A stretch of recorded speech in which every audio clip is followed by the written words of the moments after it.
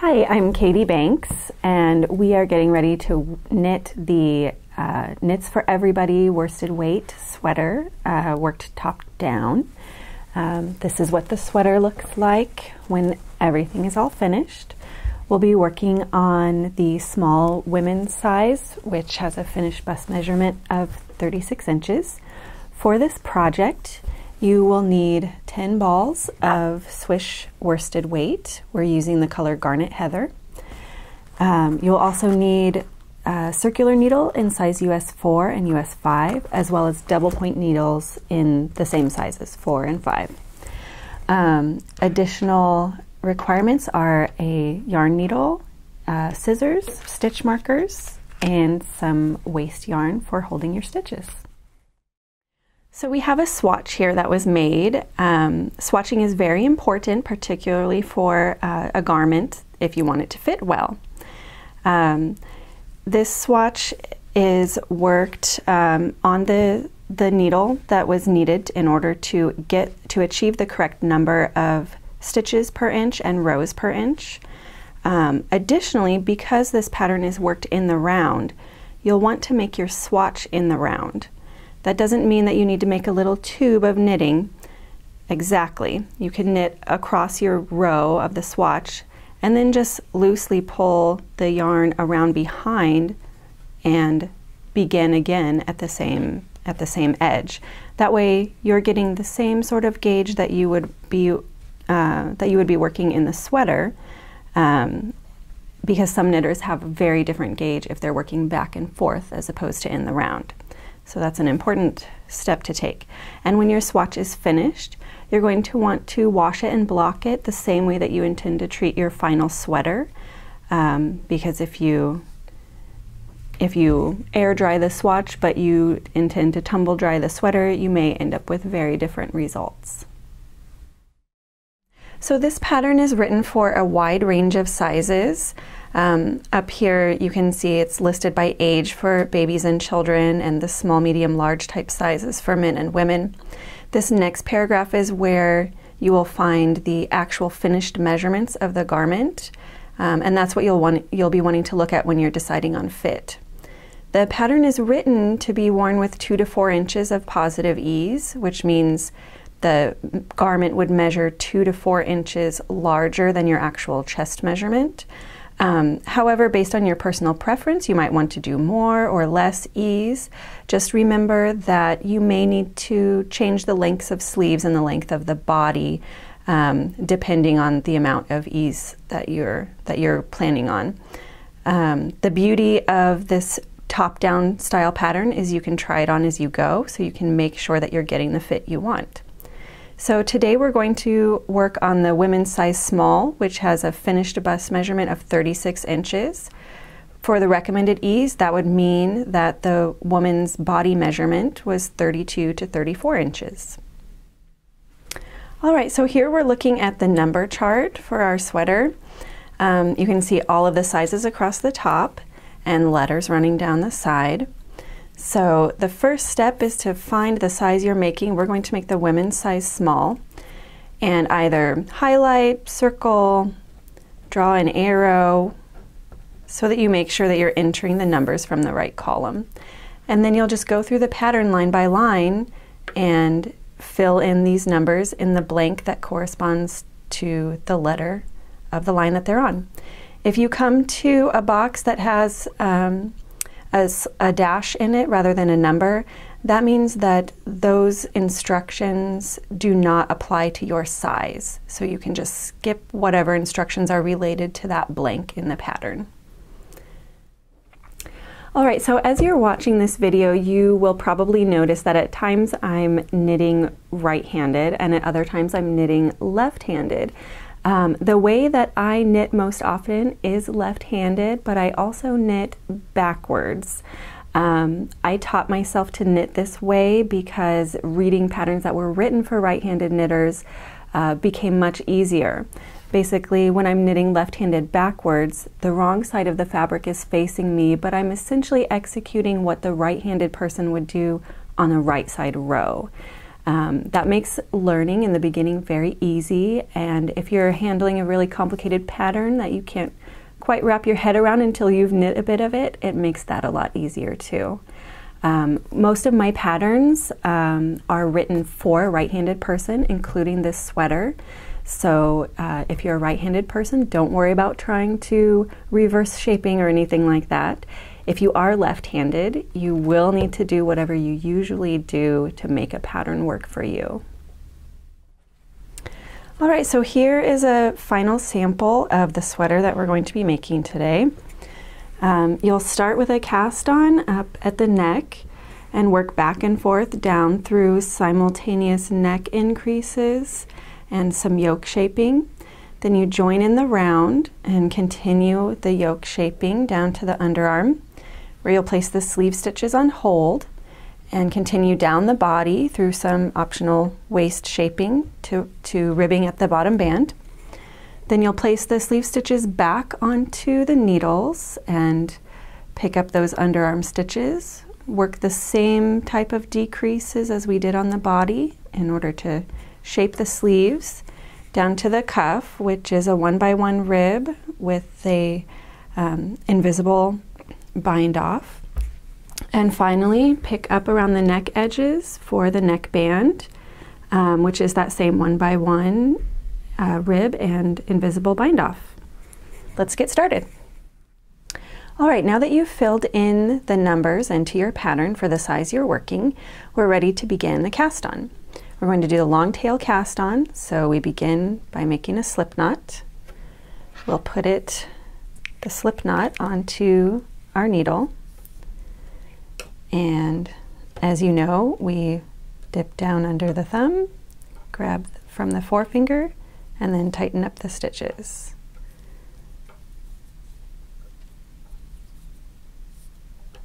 All right. Well, we'll cast on the rest of these and see you at the next part of the sweater. Okay, now we've completed our cast on and we are ready to add in our stitch counts, add in our stitch markers. So if you are right-handed, then you are ready to turn your work and purl a wrong side row as we add these markers. I, however, am left-handed, so I'm not going to turn and I'm going to purl this way. So we'll start by purling one stitch for the front and then add a stitch marker. Now we purl 2 stitches for the sleeve and add another stitch marker. And now we will purl the back stitches for the size that I am knitting, which is size 36. We need to purl 29. However, if you have gone through the number chart and filled out your the numbers in the pattern, then you will know that the number is different depending on the size you are working. All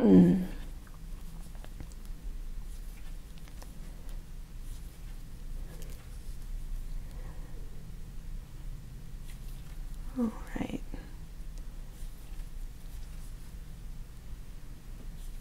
Nearly there.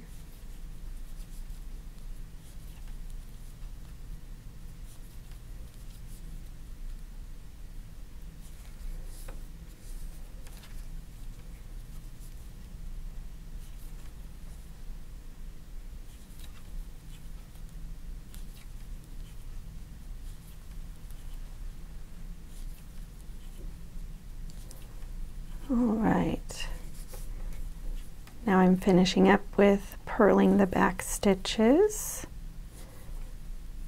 Oops. To those final 3 stitches. So I will place another stitch marker, purl 2 sleeve stitches, place my final stitch marker, and purl the remaining stitch for the front. Now we are ready to begin our increases. All right, now we have placed our markers and we are ready to begin the yoke increases. For this sweater, you will be working back and forth initially and working yoke increases at the same time as neck edge increases. Once all the neck edge increases have been made, then we'll join to work in the round. But for now, we're working back and forth, and we're ready to start with our first row of increases. Depending on the way that you cast on and have worked so far, it might be easier for you to work a make one increase or a backwards loop increase just for the first and the last increases in this first row. However, I'm prepared to do the lifted increases as described in the pattern, so that's what we will show here. I want to start by pointing out that we've got one stitch down here and one on the needle.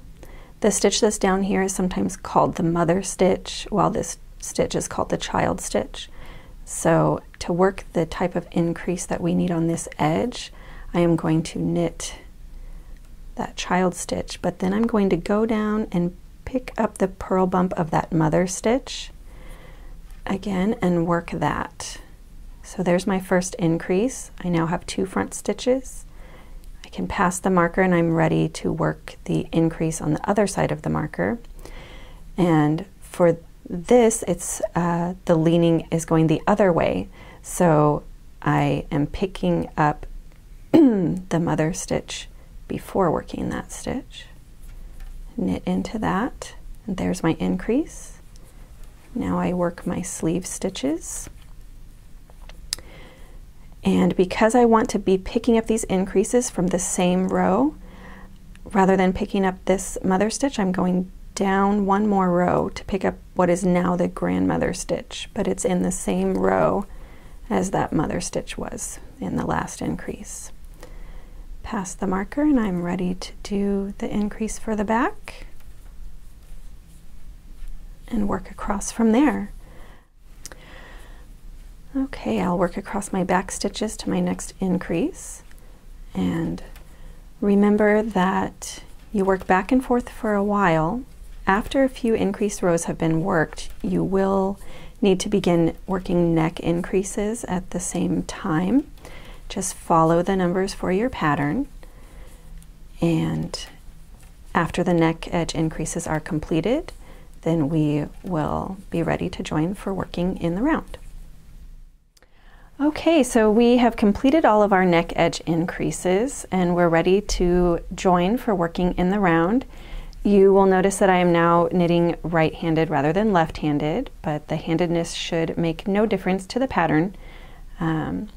So I will add my stitch marker to denote the beginning and end of a round and just join like this. And now rather than back and forth, I am working in the round. So for the rest of the yoke shaping, you will be working your increases according to the pattern. Each size might have a little bit different frequency and type of increase happening, so be sure to put your numbers in.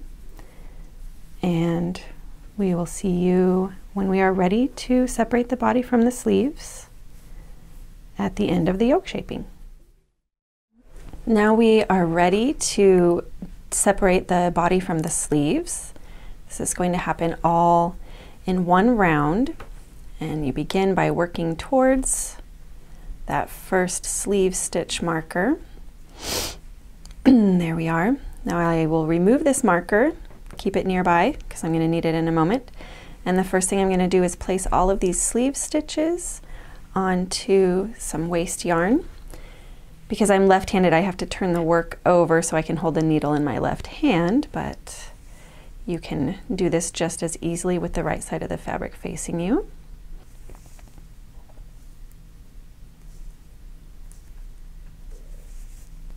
And we will put all of these stitches onto our smooth waste yarn. And it is important that your waste yarn is smooth without too much texture or fuzzies because it makes it easier to slide those stitches on and off, and also it prevents unnecessary transfer of fibers from from the waste yarn to your working yarn.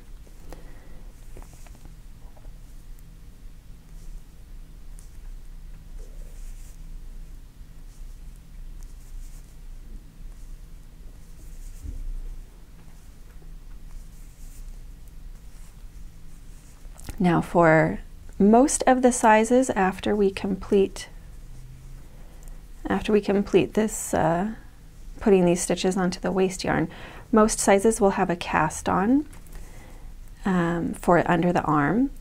Some of the baby sizes do not have a cast on.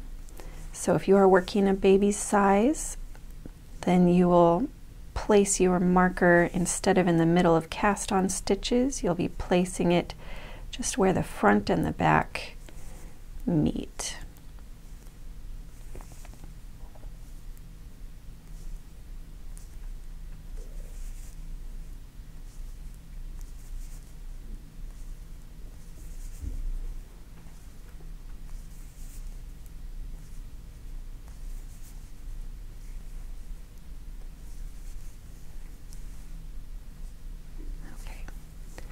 All right, so we've got all the sleeve stitches onto our waste yarn. You can tie this off if you want to. My ends are long enough that I'm just going to leave them. It's not really going anywhere. Let's turn the work back over. So now we are ready for the cast on. I like to use what's called the cable cast on for this type of underarm cast on. You begin by inserting the needle in between the last two stitches and then pull a loop through. For this size, we are casting on 5 stitches total. So after this second cast on stitch, I'm going to place a marker. When you're working this under the first sleeve, that marker is denoting the beginning and end of the round. If you are working a size with waist shaping, you will also want to put a marker underneath the second sleeve so that you know where to put those shaping stitches. All right, so now we've got 5 stitches cast on, and I'm ready to just skip over all these sleeve stitches that are on the waste yarn and start knitting into the back. And we'll just knit all the way across to that second sleeve and repeat these instructions for the second sleeve. After that, you'll continue working the body in the round, straight down. If you are doing waist shaping, you will stop after a certain measurement. For this size, we're going to stop after 4 inches of the body has been worked. And that measurement will be taken from this cast on down to 4 inches. So we will come back to you when we are ready to work those decreases for the waist shaping. Okay, we have knit 4 inches into the body, so we're ready to begin the waist decreases. Here at the beginning of the round, we're going to start by knitting 1 stitch regularly, and on this side of the markers we are going to work a slip slip knit decrease. Then we'll work around to the marker on the other side. Okay, we're almost over to that other marker. We're going to knit to 3 stitches before.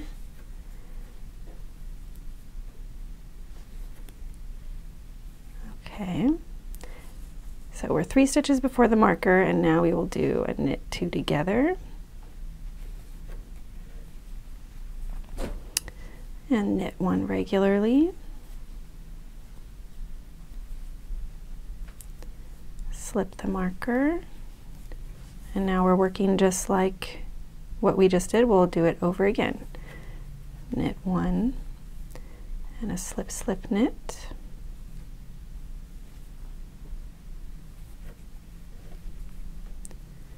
And work to the end of the round. All right, we're getting close to the end of the round. We'll stop at 3 stitches before the end, and we'll work a knit 2 together here. Finish out the round. And you will repeat this decrease round as often as the pattern indicates for your size. Then you work straight for a little while. Again, pay attention to the numbers for your size. And after that, you will increase back the same number of stitches that you decreased in order to get out to that hip measurement.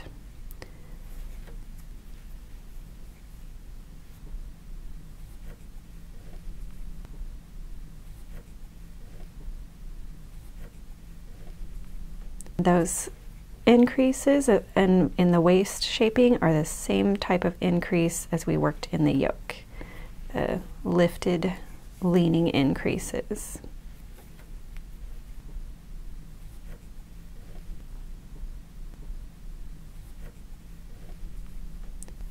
So we'll see you back here in a little while to just get started on the ribbing at the hem. Okay, we have knit the length of the body that is required for this pattern, and we are ready to start the ribbing along the bottom band. And this is just a basic knit 1, purl 1 ribbing.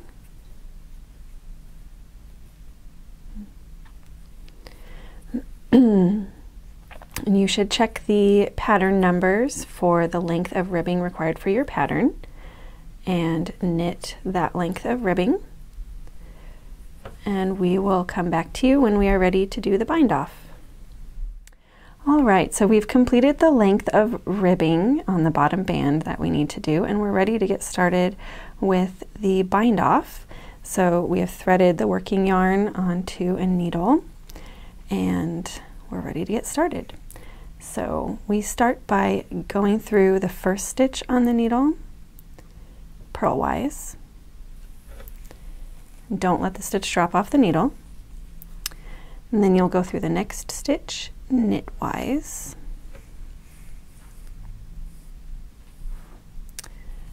And now you're ready to work the repeat over and over again. So first, here's the beginning of the repeat. Through the first stitch, you're going to go through knitwise. And this time you can allow it to drop from the needle. Pull the yarn through. Now we'll go through the second stitch, what is now the second stitch on the needle, purlwise. And then we can go through this first stitch purlwise and allow it to drop off the needle.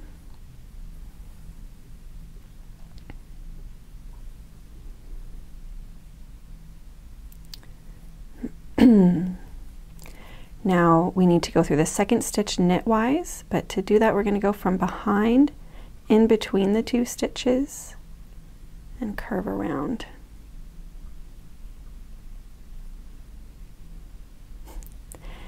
If your needle doesn't cooperate with you like mine does, you can just pull the yarn through and then go through it knitwise. Now that's the complete of a repeat, so now we start over again with knitting through going through knitwise the first stitch and allowing it to drop.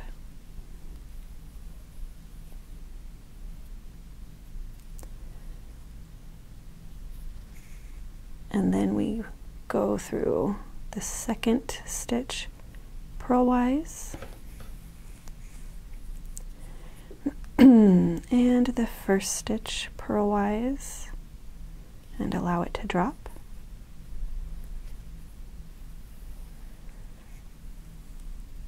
And then we'll do that funny going in between the stitches thing so that we can go knitwise through the second stitch and so on and so forth until you get to the end, and then you can fasten off. Next, we will talk about picking up and continuing the sleeves. Okay, we've completed the body, and now we are ready to work the sleeves. For this next step, you're going to need to switch to the double-pointed needles. You're also going to need a stitch marker. The first thing that we do is take all of our stitches off of this waste yarn and put them onto the double needles.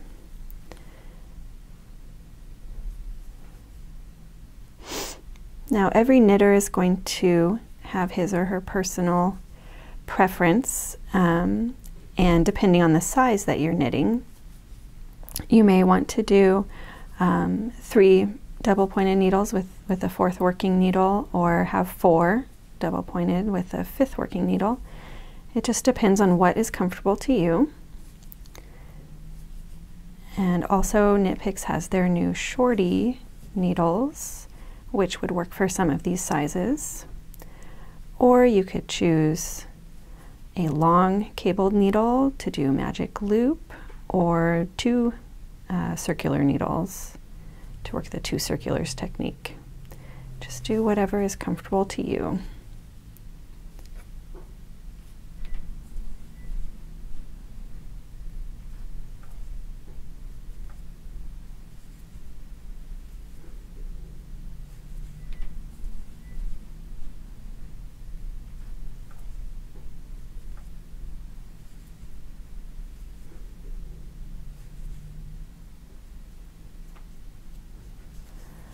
Okay, so for this size, there's a total of 56 needles that were, or stitches that we're putting onto these needles. So I put about 21 stitches per needle.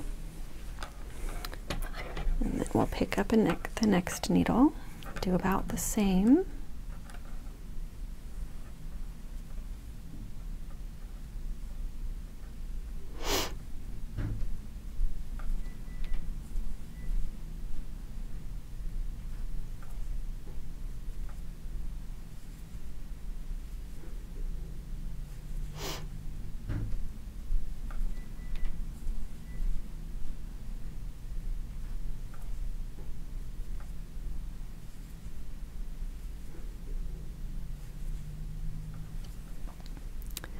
After we've finished picking up the needles and we get going with the sleeve, we're going to join the yarn to the middle of those underarm cast-on stitches and begin working.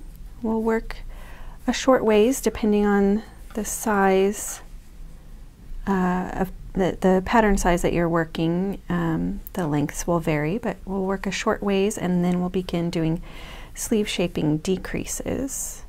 And again, it will depend on your pattern size, how frequently those decreases are and how many there are.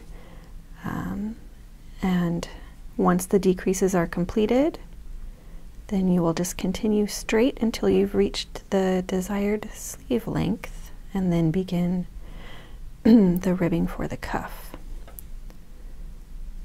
We're almost to the end here.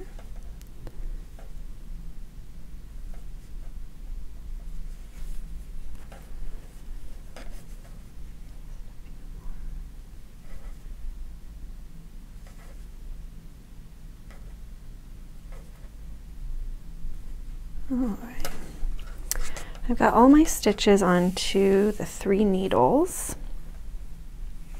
and the waste yarn is done. So now I'm going to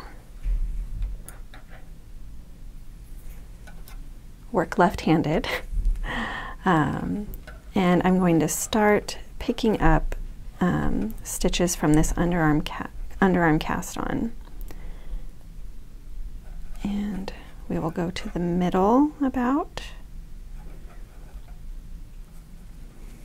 and grab our yarn.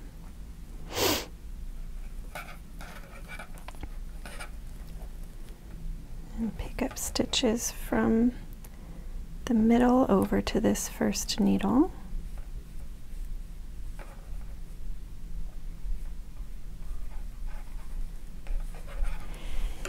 If you feel like you're going to have a gap as you're picking up stitches, you can always pick up an extra stitch or two and decrease it in the next round to help close that gap.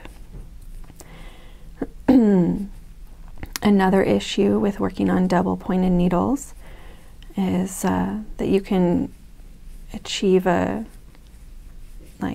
run of loose stitches where the needles are coming together. So I like to periodically change the location where the needles are changing. That's one of the reasons I started out with 3 needles here.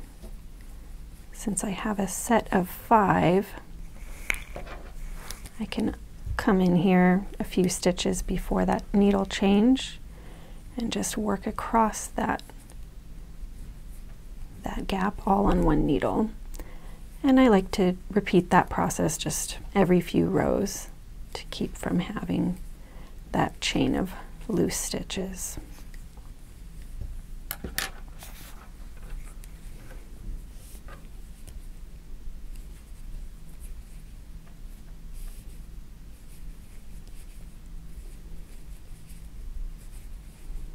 So I'm going to finish up this round and then work the rest of the sleeve with those decreases, and we'll see you back after that.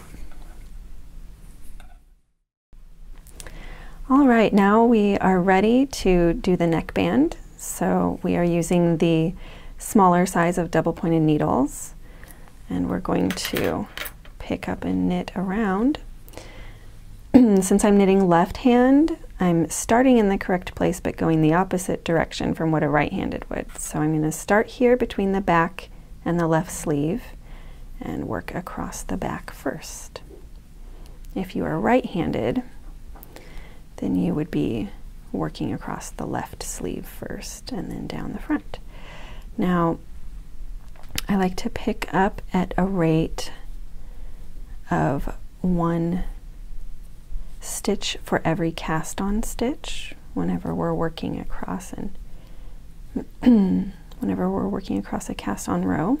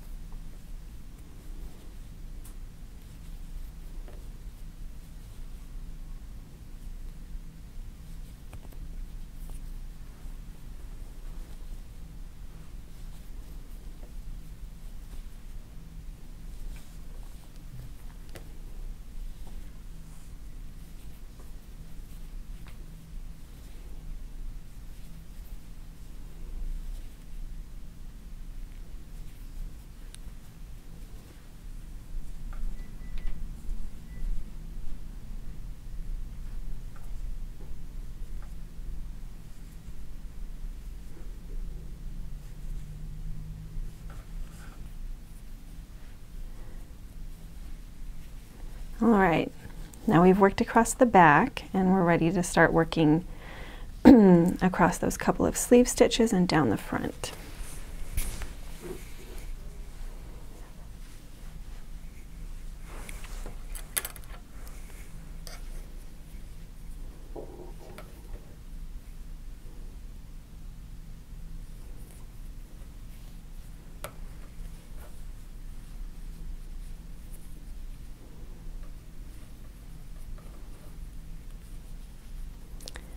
Across the sleeve stitches, we're still trying to pick up one for every cast on stitch.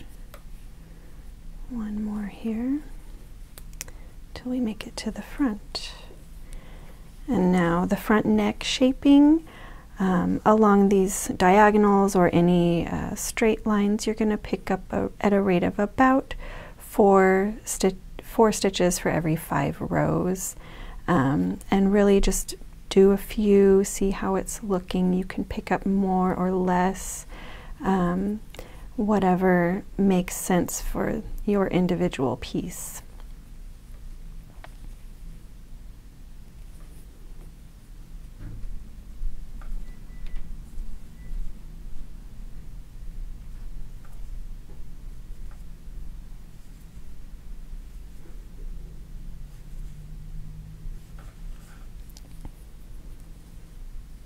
So for this size and the neck opening, again, for me it makes sense to work on the double pointed.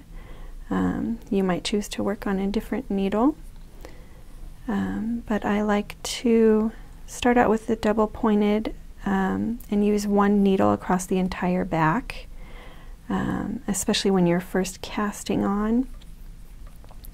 It helps you to really understand the structure of what you're putting together, what you're casting on. It helps hold everything in place while you work those couple of foundation rows.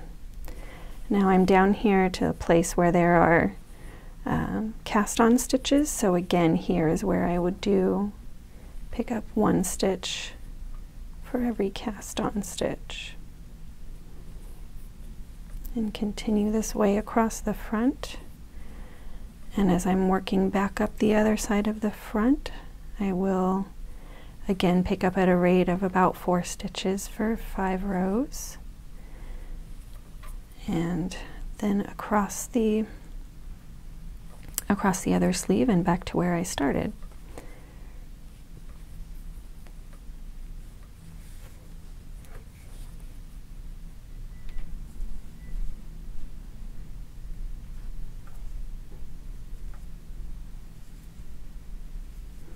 And for the ribbing throughout this pattern, you want to use the size 4 needle, or the needle size that's 1 size smaller than the rest of the garment, and that will just help the rib to pull in nicely and give a nice, neat finish.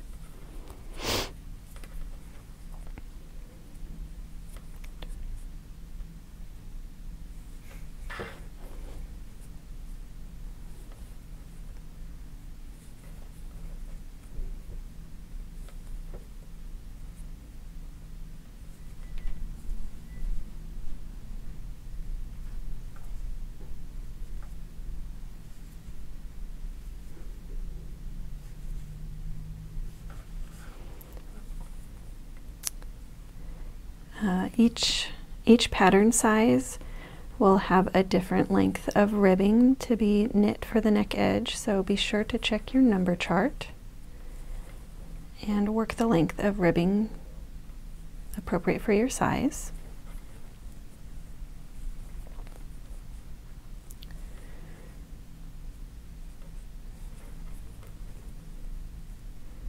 And the ribbing worked here at the neck is going to be the same as the hem and the sleeves, the 1 by 1 ribbing.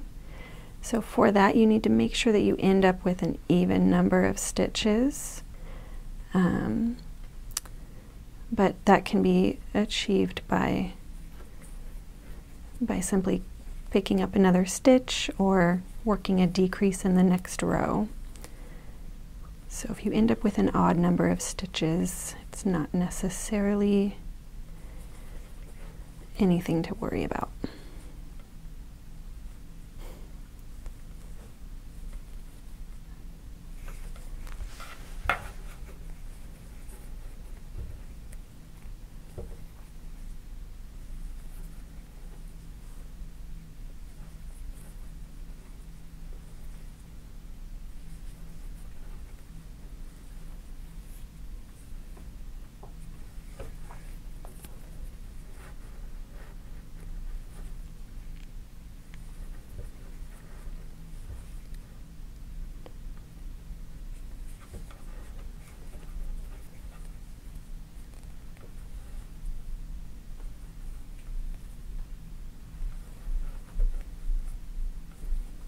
All right. We're getting close to where we started. And rather than go back and count all the stitches that I have on the needles, I'm just going to go ahead and start working the next round.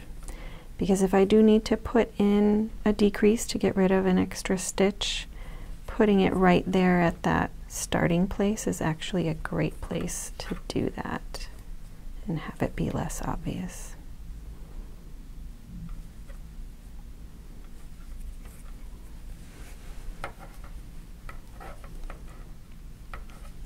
Okay.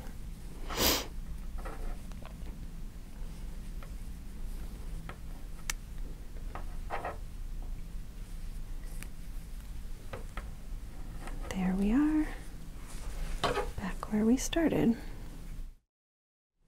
All right, so we have all of our stitches picked up, and just to make things a little bit easier to see so that I can make sure that I have a nice even distribution, I'm going to put some of these center front stitches onto a different needle so that I can get a better idea of the final shape that this neckline is going to have.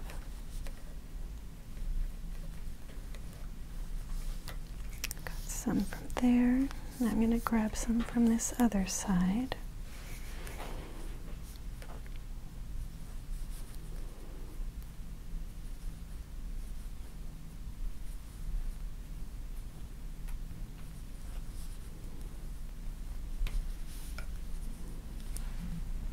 Okay, and now is the time to figure out if you like the way that that distribution of stitches is looking, and if there's any particular place that you would want to maybe add a stitch or decrease. But everything's looking good to me, so I'm ready to knit the ribbing for the neckband, just like I did for the bottom band and the cuffs.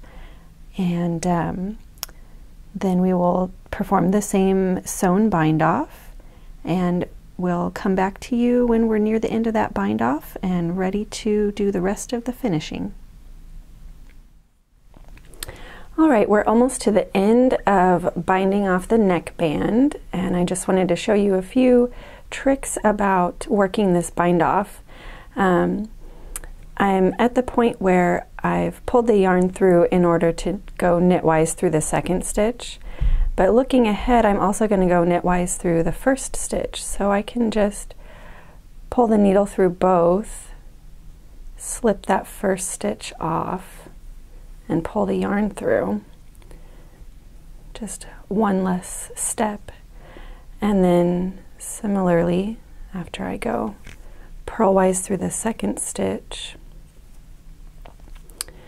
purlwise through the first, but before I pull the yarn through, I'm going to pull that, let that stitch fall off of the needle, and then work my needle in between those next two stitches. And that way I'm ready to go knitwise through these two stitches again. Just a little shortcut to make the bind off work faster.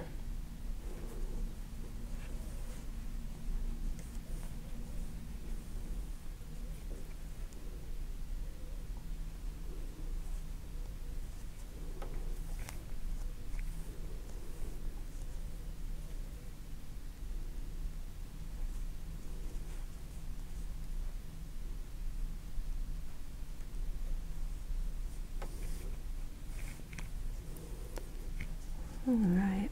And as you come to the end, slip that second to the last stitch off and you're left with one stitch on the needle. Ordinarily at this point I would be coming through purlwise onto the next stitch, so I like to just grab onto that first stitch that's bound off, so that way the yarn is working through and moving the right way around this final stitch. And now we're ready to tie off and weave in ends. Okay, so we've completed the bind off and now we're ready to weave in the ends. When I'm weaving in ends along a rib like this, I like to actually go vertically down. So I will weave the needle this way through a column of stitches, and that way it just lines up with the stitches and just a little added bulk, but it's not obvious on the right side of the finished product. So go down a few.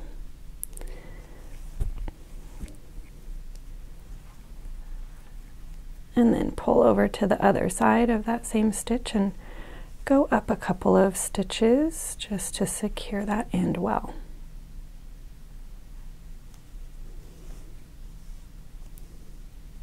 And then we can cut the yarn close to where it's coming out and everything will look lovely on the right side. All right, so now we are going to weave in the end that's from the initial cast on. This here is the neck band. I'm holding it upside down as well as looking at the back. When I'm weaving into the reverse side of stockinette stitch, I like to go horizontally. And then we'll go back a few stitches just to secure that end. So the goal is to stay within the same row of purl bumps, just because that will have the least amount of impact.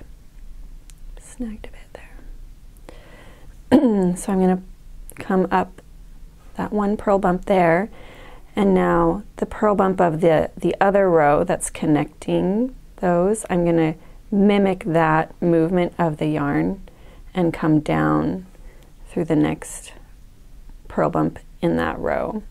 And we'll just go across a few more to get a good inch in. All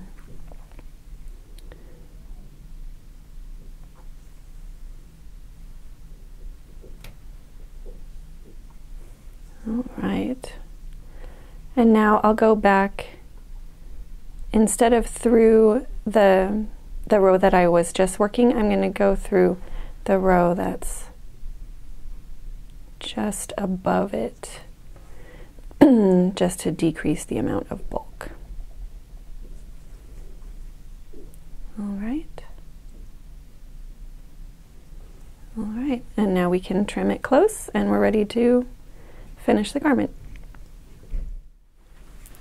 All right, so here's the finished piece, and you'll remember we started with the cast on and some back and forth through the initial shaping, finished out with the rest of the yoke shaping, and then went down the body through the waist shaping. Finally, then we picked up the sleeves and decreased those down to the cuff, which has the same rib as the hem with the invisible ribbed bind off. And the last bit was to pick up around the neck edge and complete that same one by one ribbing and invisible bind off. We wove in our ends and we've washed and blocked the sweater, and now you have your lovely finished piece. So now that you've finished your sweater, it's time to block. There's many different ways to block. You can steam block using an iron. You can wet block, washing the garment by hand and then pinning it out onto a mat to get the shape that you need. For this sweater that's knit in swish, my intention would be to take full advantage of swish and machine wash and dry it. So that's the way that I would want to block the garment as well, so that I can see how it's going to turn out after actually using it. One of the benefits to blocking is that it really evens out your stitches, makes everything look very much more finished. Also with wool yarns, getting them wet allows the wool to bloom, and that again helps with evening out the stitches. It also just helps the fabric to become less lumpy. It's more even, more consistent, and also any stitches that you wove in and cut off, it allows the ends to sort of not felt, but the blooming makes them puff out, and then they'll adhere to the stitches that they're woven through, so that you end up with a nice finished product.